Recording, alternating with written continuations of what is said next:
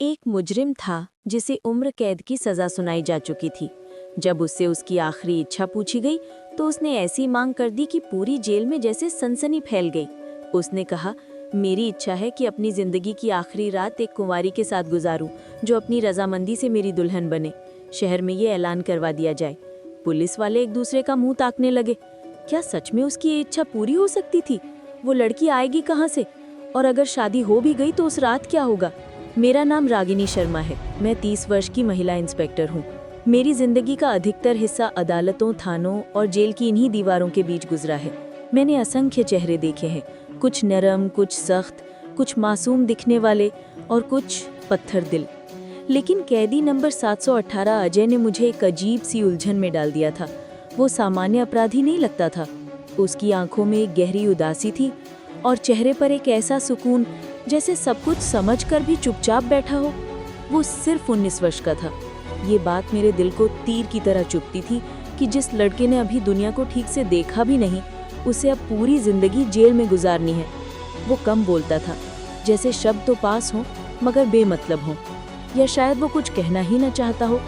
कई बार दिल चाहा कि पूछूं, अजय, तुमने ऐसा कौन सा गुनाह किया जिसकी सजा उम्र कैद ठहरी? मगर उसके चेहरे पर फैली मायूसी मेरे होंठ सी देती। पुलिस की नौकरी ने मुझे कठोर बना दिया था, पर कैदी नंबर 718 के सामने दिल में एक नरमी सी जाग उठती थी। मैं जानती थी कि यहाँ कैदियों के साथ निजी संपर्क रखना मना है, कानून सख्त है। इसके बावजूद अंदर कहीं कोई सवाल बार बार सिर उठाता। क्या लड़का सच में मुजरिम है या हालात का शिकार? इसी सोच के बीच आज मुझे एक खास हुक्म मिला था। एक ऐसा हुक्म जो न सिर्फ अजय की आखिरी इच्छा से जोड़ा था, बल्कि आने वाले कुछ दिनों में हमारी पूरी जेल को हिला देने वाला था। 2 दिन बाद कैदी नंबर 718 की सजा पक्की होनी थी। इस दौरान उसे अपनी माँ और पिता से आखिरी बार मिलने की इजाज़त मिली। ये खबर सुनते ही मेरे दिल में एक अजीब सी बेचैनी फैल गई। जेल के माहौल में सख्ती आम बात थी, मगर आज हवा में उदासी और डर का मिला जुला एहसास था। मैं जानती थी कि उम्र कैद की सजा पाने वाले हर मुजरिम को आखिरी इच्छा जाहिर करने का हक दिया जाता है, चाहे वो कोई खास खाना हो, मुलाकात हो या कोई और तमन्ना। लेकिन किसी ने भी इतनी अनोखी फरमाइश नहीं की थी जैसी अजय ने बाद में की। अजय सिंह, एक दुबला पतला मगर दृढ़, जब अपनी माँ से मिला तो वो मंजीर दिल दहला देने वाला था। वो औरत अपने बेटे के गले लगकर फूट फूट कर रो रही थी। तू बेकसूर है। उसके इस यकीन ने मुझे झंझोर ढाकर रख दिया। सजा सुना दी गई थी, फिर भी वो औरत पूरी उम्मीद में थी कि कोई चमत्कार होगा। उसी दिन मुझे अजय से उसकी आखिरी इच्छा पूछने का हुक्म मिला। मैंने सोचा शायद वो अपने घर वालों के साथ थोड़ा और वक्त मांगेगा या कोई साधारण सी इच्छा जाहिर करेगा, मगर जब मैं उसके सामने गई तो उसके चेहरे पर एक अजीब सा इत्मीनान था। मैंने धीरे से पूछा, अजय, तुम्हारी कोई आखिरी इच्छा है? जो कहो पूरी करने की कोशिश की जाएगी। उसने मेरी तरफ देखा, एक पल के लिए खामोश रहा, फिर बोला, मेरी एक इच्छा है, मगर वादा करें उसे पूरा करेंगी। मैंने जवाब दिया, ये हर मुजरिम का हक होता है। तुम्हारी इच्छा पूरी करने की पूरी कोशिश होगी। मैंने समझा शायद वो किसी से मिलना चाहता है, मगर जब मैं उसे सुपरिंटेंडेंट साहब के पास ले गई और उन्होंने नरमी से पूछा, बेटा, तुम्हारी आखिरी इच्छा क्या है, तो उसके लबों से जो शब्द निकले उन्होंने पूरा कमरा सन कर दिया। अजय ने कहा, मैं जिंदगी में पहली और आखिरी बार शादी करना चाहता हूँ। अपनी पत्नी के साथ एक रात गुजारना चाहता हूँ, सजा शुरू होने से पहले। अजय की बात सुनते ही कमरे में सन्नाटा छा गया। मैं, सुपरिंटेंडेंट साहब और बाकी अफसर सब हैरत से एक दूसरे का मुंह देखने लगे। सुपरिंटेंडेंट साहब ने कुछ पलों की खामोशी के बाद संजीदगी से कहा, बेटा, शादी तो हम करवा सकते हैं, लेकिन सोचो कौन लड़की तुमसे शादी करेगी जब सब जानते हैं कि तुम्हें उम्र कैद की सजा दी जाने वाली है। तुम साधारण परिवार से हो, ना कोई दौलत, ना रुतबा। कोई लड़की अपनी जिंदगी एक दिन की दुल्हन बनने के लिए क्यों बर्बाद करेगी? अजय खामोशी से सुनता रहा, चेहरे पर अजीब सा सुकून था। फिर बोला, मैं अपनी बात पर कायम हूँ सर, मेरी आखिरी इच्छा यही है। सुपरिंटेंडेंट साहब ने थोड़े गुस्से में कहा, कोई और इच्छा मांग लो, कुछ खाना, किसी से मुलाकात या किसी जगह जाना, शादी मुमकिन नहीं। अजय ने धीमे लहजे में कहा, सर, आप फिक्र न करें, मेरी शादी खुद ब खुद हो जाएगी। बस आप एक काम करें, शहर के मंदिर में ऐलान करवा दें कि कैदी अजय सिंह अपनी सजा शुरू होने से पहले एक दिन के लिए शादी करना चाहता है, किसी ऐसी औरत से जो अपनी मर्जी से उसकी दुल्हन बने। ये सुनकर मैं बेइख्तियार चौंक उठी। पूरे कमरे में सन्नाटा छा गया। सबके चेहरों पर हैरानी थी कि कोई मुजरिम इतनी अजीब शर्त कैसे रख सकता है। अजय ने हमारी खामोशी तोड़ते हुए कहा, अगर कोई औरत राजी हो गई तो उसे रोकना मत, वरना मैं कोई और इच्छा नहीं करूंगा, फिर चाहे मुझे फौरन कालकोठरी में डाल दिया जाए। उसकी आंखों में ऐसी सच्चाई थी कि किसी से इनकार करते नहीं बना। सुपरिंटेंडेंट साहब ने कंधे उचकाते हुए कहा, ठीक है, ऐलान करवा देते हैं, मगर हमें यकीन है कोई औरत नहीं आएगी। भला कौन ऐसी शर्त पर शादी करेगा? उसी शाम जेल के करीब बने मंदिर से ऐलान गूंज उठा, कैदी नंबर 718 अजय सिंह अपनी आखिरी इच्छा के तौर पर एक दिन के लिए किसी औरत से शादी करना चाहता है। अगर कोई औरत अपनी मर्जी से राजी हो तो वो जेल प्रशासन से संपर्क करे। ये ऐलान पूरे कल्याणपुर में फैल गया, मगर हमारे दिलों में यकीन था कि कोई नहीं आएगा। हम सबका यही ख्याल था कि कोई भी औरत ऐसी शर्त पर आगे नहीं आएगी। अजय एक साधारण परिवार से था, न शोहरत न हैसियत, उसे कौन दुल्हन के रूप में कबूल करता। हमें ये सब एक मजाक सा लगा, मगर ऐलान के सिर्फ 1 घंटे बाद एक सिपाही हाफता हुआ मेरे दफ्तर में आया। मैडम, जेल के दरवाजे पर एक लड़की दुल्हन के लिबास में खड़ी है और उसके साथ एक पंडित जी भी हैं। ये सुनकर सुपरिंटेंडेंट साहब और मैं दोनों हैरान रह गए। हम तेजी से बाहर निकले तो सामने 17-18 साल की एक नाजुक सी लड़की खड़ी थी। वो लाल जोड़े में सजी हुई थी, मगर चेहरे पर एक अजीब सा सुकून और दृढ़ता थी। उसके साथ एक बुजुर्ग पंडित जी खड़े थे, हाथ में शादी का रजिस्टर लिए। सुपरिंटेंडेंट साहब ने सख्त लहजे में पूछा, पंडित जी, ये क्या मामला है? ये दिशा लॉर्डर चागमिश। उन्होंने अदब से जवाब दिया, साहब, ये खुद मेरे पास आई थी। इसने कहा कि वो अजय सिंह से शादी करना चाहती है। मैंने लाख समझाया, बेटी वो उम्र कैद का मुजरिम है, तुम क्यों अपनी जिंदगी बर्बाद कर रही हो? मगर वो ना मानी, कहने लगी, ये मेरा फैसला है, मैं उसे सच्ची मोहब्बत करती हूँ।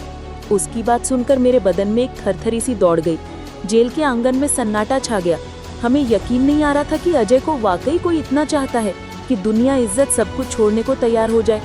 मगर कानून कहता था कि मुजरिम की आखिरी इच्छा पूरी की जाए, इसलिए हमने इजाजत दे दी। पंडित जी को अंदर बुलाया गया, अजय को सेल से निकाला गया। जेल के दफ्तर में संक्षेप सी रस्मों के साथ उनकी शादी कर दी गई। शादी पूरी होने के बाद अजय ने मुस्कुराकर कहा, अब आप वादे के मुताबिक मेरी दुल्हन को मेरे पास भेज दें। मैं उससे कुछ बातें करना चाहता हूँ, बस एक रात की बात है। मैं उसकी बात सुनकर चौंक गई, मगर सुपरिंटेंडेंट साहब ने खामोशी से सिर हिलाया। मैंने दुल्हन को अजय के सेल तक पहुँचाया, दरवाज़ा बंद किया और बाहर आ गई।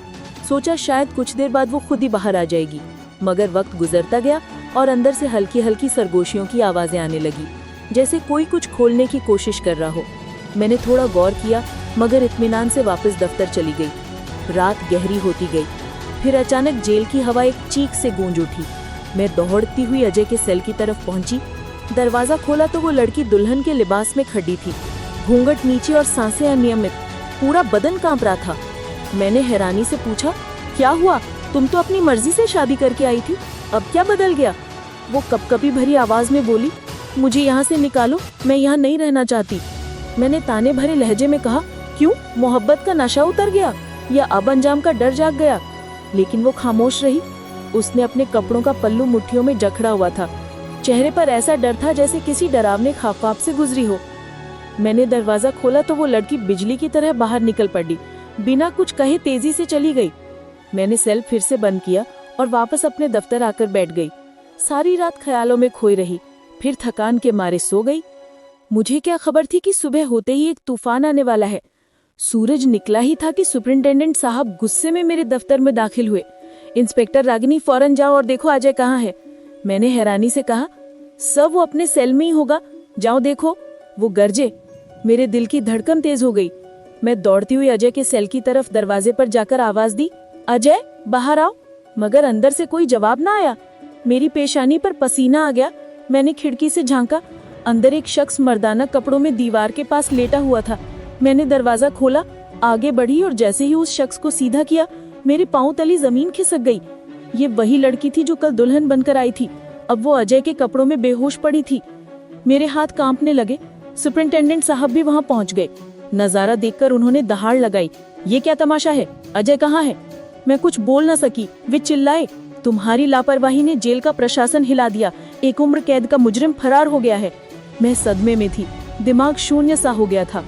हम सबको एहसास हुआ कि अजय ने कैसी चाल चली थी जिसने हमें अंधा बना दिया था। वो दुल्हन के कपड़ों में जेल से निकल चुका था और ये लड़की शायद उसकी साथी जानबूझकर उसके लिए कुर्बान बनी थी। जब वो होश में आई तो बिल्कुल सचेत और आत्मविश्वास भरे लहजे में बोली, आप लोगों ने अजय के साथ अन्याय किया है, वो उम्र कैद का हकदार नहीं था। मैंने गुस्से में कहा, ये फैसला अदालत करेगी। वो हल्की सी मुस्कान लाई और बोली, फैसला वक्त करेगा और वक्त साबित करेगा कि वो बेकसूर है। सुपरिंटेंडेंट साहब ने सख्ती से हुक्म दिया, अजय को फौरन ढूंढो, अगर हमने उसे न पकड़ा तो अंजाम भयानक होगा। सारी जेल में खलबली मच चुकी थी। एक उम्र कैद का मुजरिम हम सबको धोखा देकर भाग गया था। सुपरिंटेंडेंट साहब गुस्से में आग बबूला थे और मेरा दिल तेजी से धक धक कर रहा था। मैं समझ नहीं पा रही थी कि मैंने इतनी बड़ी गलती कैसे कर दी। मैंने एक ऐसे शख्स पर भरोसा किया जिसने हमारी आंखों में धूल झोंक दी। सच्चाई उगलवाना और अजय को ढूंढना नामुमकिन था। वो कई घंटे पहले फरार हो चुका था। मैंने सख्त लहजे में कहा, देखो लड़की, अब तुमसे सवाल होंगे। अगर तुमने सच ना बताया तो अंजाम अच्छा नहीं हो। वो बिल्कुल शांत थी, जैसे सब कुछ पहले से तय हो। बोली, मैं अजय के बारे में सब सच्चाई बताऊंगी। मैंने गौर से देखा, उसके चेहरे पर ना कोई घबराहट थी ना पछतावा। मैंने पूछा, क्या वो वाकई तुम्हारा भाई है? क्या तुम लोगों ने ये नाटक रचा था? वो कुछ पल चुप रही, फिर धीरे से बोली, नहीं, वो मेरा असली भाई नहीं है। मेरे अंदर गुस्से की लहर दौड़ गई। तो फिर तुमने ये सब क्यों किया? तुमने उससे शादी क्यों की? तुम दोनों ने जेलर को बेवकूफ बनाया। अजय भाग गया, लेकिन याद रखो, हम उसे ढूंढ निकालेंगे। वो मेरी आंखों में आंखें डालकर बोली, आप गलत हैं। वो भागा नहीं, वो वापस आएगा। मैं चौंक गई। तुम्हें इतना यकीन कैसे है? क्योंकि वो जानता है कहाँ जाना है और कब लौटना है। अब वो मेरा पति है, वो मुझे छोड़ने वाला नहीं। उसके लहजे में ऐसा यकीन था कि पल भर के लिए मेरा दिल भी डोल गया। मैंने सख्त आवाज में कहा, तुम्हें इतना यकीन क्यों है? वो बोली, अगर आप मेरी पूरी कहानी सुनेंगी तो शायद आपका फैसला बदल जाएगा। तब आपको अंदाजा होगा कि असली मुजरिम कौन है और अजय ने जो किया क्यों किया। मैं खामोश हो गई। वो लड़की अब भी अपने कथन पर कायम थी, जैसे किसी भद्दी सच्चाई को छुपाई बैठी हो। फिर उसने धीमे से कहा, मेरा नाम सीता है और मेरी बड़ी बहन की सगाई अजय से हुई थी। सीता ने बात शुरू की। अजय बचपन से ही बहादुर और निडर लड़का था। शायद ही कोई वो पल आया हो जब उसने किसी के सामने कदम पीछे हटाए हों। वो मेरे पिता के चाचा के बेटे थे, यानी मेरे चचेरे भाई। पिताजी उसे बहुत चाहते थे और जब उन्होंने मेरी बड़ी बहन की सगाई अजय से की तो वो हमारे घर का हिस्सा बन गया। मैं खामोशी से उसकी बातें सुन रही थी। सीता के लहजे में दर्द भी था और गर्व भी। हमारा गांव मानपुर छोटा था, मगर वहाँ का माहौल अजीब था। एक रात अजय भाई हमारी मौसेरी बहन से मिलने आए। उस रात पिताजी घर पर नहीं थे और हम दोनों बहनें अकेली थी। मैं अंदर घर में चाय बना रही थी। अजय भाई और दीदी दूसरे कमरे में बात कर रहे थे। सब कुछ सामान्य तौर पर चल रहा था कि अचानक दरवाजे पर जोर जोर से दस्तक होने लगी। वो पल याद करके सीता की आवाज़ थरथरा गई। मैंने दरवाजे से बाहर झांका तो 3-4 बदमाश खड़े थे। उनके चेहरों पर दरिंदगी थी। उनमें से एक ने कहा, हमें पता है अभी अभी तुम्हारे घर में एक नौजवान आया है, उसे बाहर निकालो। मैं घबरा गई, सोचा कहीं पिताजी ना आ जाएं या कोई तमाशा ना हो। शोर सुनकर अजय फौरन बाहर आए। उन्होंने मुझे इशारा किया कि मैं अंदर जाऊं। मैं अपने कमरे में जाकर दरवाज़ा बंद करके कान लगाकर सुनने लगी। बाहर अजय उन बदमाशों के सामने डटे हुए थे। उनमें से किसी ने कोई घटिया बात की, मगर अजय ने परेशानी ना दिखाकर काबू रखा। अगर वो चाहते तो उन सबको हरा भगा सकते थे, मगर वो जानते थे कि वो अकेला है और हम 2 कमज़ोर बहनें अंदर हैं। अजय भाई ने नरमी से उन्हें समझाया और किसी तरह वापस भगा दिया। उस रात वो देर तक बाहर दरवाजे के पास बैठे रहे, जैसे किसी खाते की चौकीदारी कर रहे हों। सीता की आंखें नम हो गई। तब मैंने पहली बार महसूस किया कि अजय सिर्फ बहादुर ही नहीं, बल्कि दूसरों की इज्जत की हिफाजत करने वाला इंसान है। हमें अंदाज़ा भी ना था कि यही रात आने वाले तूफान की पहली आहट थी। सीता ने गहरी सांस ली और बोली, मगर वो तो बस शुरुआत थी। उसके बाद तो जैसे हमारी जिंदगी एक आजमाइश बन गई। हर रोज़ वही 3-4 बदमाश हमारे घर के बाहर आकर ढेर होते। जैसे ही पिताजी काम पर जाते वे हमें तंग करने लगते। हम दरवाजे बंद कर लेते, मगर डर दिल से नहीं जाता था। फिर एक रात वो घटना हुई जिसने सब कुछ बदल दिया। सीता की आवाज़ कांपने लगी। रात के अंधेरे में खिड़की के शीशे टूटने की आवाज़ आई। कोई ज़बरदस्ती अंदर घुसने की कोशिश कर रहा था। अजय भाई भी उसी वक्त घर पहुंच चुके थे। उन्होंने अपनी आंखों से देखा कि एक बदमाश खिड़की फांदने वाला है। वो और बर्दाश्त नहीं कर सके। बाहर निकले और उनसे उलझ पड़े। मैं खामोशी से सुन रही थी। सीता के शब्द मेरे दिल पर नक्श होते जा रहे थे। वो लड़ाई बहुत भयानक थी। सीता बोली। चीखों की आवाज़ पूरे मोहल्ले में गूंज गई। मेरी बड़ी बहन उनके बीच आ गई और उसी झड़प में मारी गई। अजय भाई के हाथों एक शख्स मारा गया, मगर वो हत्या नहीं थी, वो हमारी इज्जत बचाने की लड़ाई थी। सीता की आंखों से आंसू बह निकले। असली मुजरिम वे बदमाश थे, मगर सजा अजय भाई को मिली। अगर हम धनवान होते, अगर हमारी बात सुनने वाला कोई होता, तो शायद ये सब ना होता। इस दुनिया में कमज़ोर के लिए कोई इंसाफ नहीं मैडम। अजय भाई ने किसी मासूम का खून नहीं बहाया, उन्होंने बस अपनी अपना ईमानदारी में काम किया। मैं कुछ बोल ना सकी। सीता ने आंसू पोंछे और बोली, ये सब अजय की माँ की योजना थी। मैं सन्न रह गई। उन्होंने कहा था, मैं अपनी दूसरी बेटी कुर्बान कर दूंगी, मगर अपने बेटे को उम्र कैद नहीं होने दूंगी। हाँ, मैं कुर्बान कर दी गई।